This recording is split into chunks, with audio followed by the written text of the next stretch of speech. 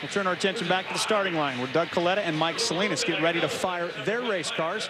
A couple of weeks ago, we sent our camera crew up to the Kalitta Motorsports shops in Michigan and caught up with Max Savage, car chief for Doug Kalitta, who explained how they inspect the car's rear end after every run.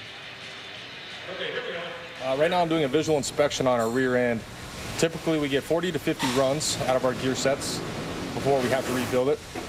I'm just doing a quick visual check to make sure there's no major damage, and then we'll pull the pinion gear out and magnaflux it, and we can check to see if there are any cracks that we can't see with the naked eye.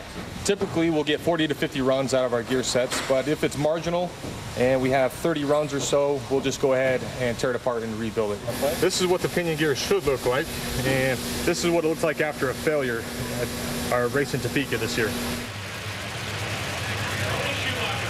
Wow, that's spectacular. That rear end is something else.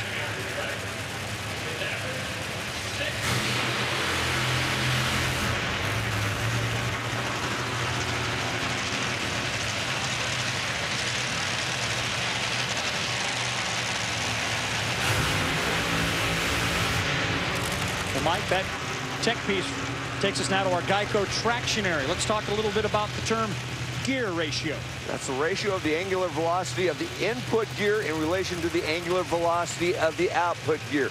The funny cars and top fuel dragsters run a 320 gear. That's 320 to 1. In other words, that drive shaft and pinion gear turns 3.2 times for every revolution of the wheel or the tire. Good stuff there, Mike. Doug clinched into the countdown. He's the #1 man in the points by 3 rounds over Antron Brown. He does have 6 career wins on the Western Swing, but nobody named Kalitta has ever won here at Pacific Raceways. That's what he's trying to overcome. Meanwhile, Mike Salinas just looking to get a 2nd round win in his career in his 4th start. Made his 2014 Top Fuel debut at Sonoma, fouled out in round #1 racing Richie Crampton. Wants to go green here. You know, Dave, when I do my power rankings, Lewis always gives me the stats for each event, and I was very surprised when I looked at those stats to see that Doug had never won here in Seattle. That guy says thanks, by the way.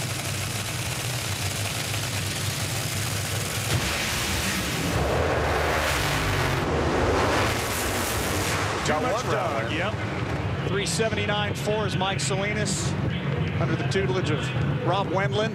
Danny DeGennaro this weekend bows out in round #1 due to that man, Jim Overhofer's tune-up on Doug's car, 379.4. Well, Doug Kalitta double-stepped in the final section yesterday, so he went up there and played it very safe. He knew if he had a good race car, he should be able to get around Mike Salinas, who's been struggling a little bit trying to find that combination, and that's exactly what happened. They made a nice pass.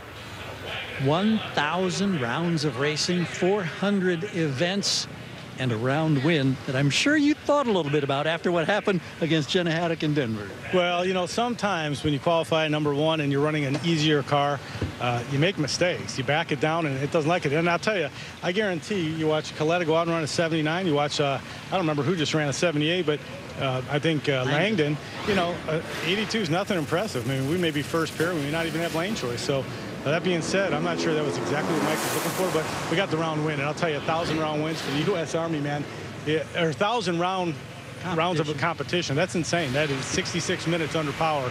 I'm glad you did the math on that. No, I was telling everyone earlier, I did the math and came up with 6 minutes. My guys corrected me. They're better at math. I'm a good driver, though. That's all it takes. Thanks, Tony. Thanks, guys.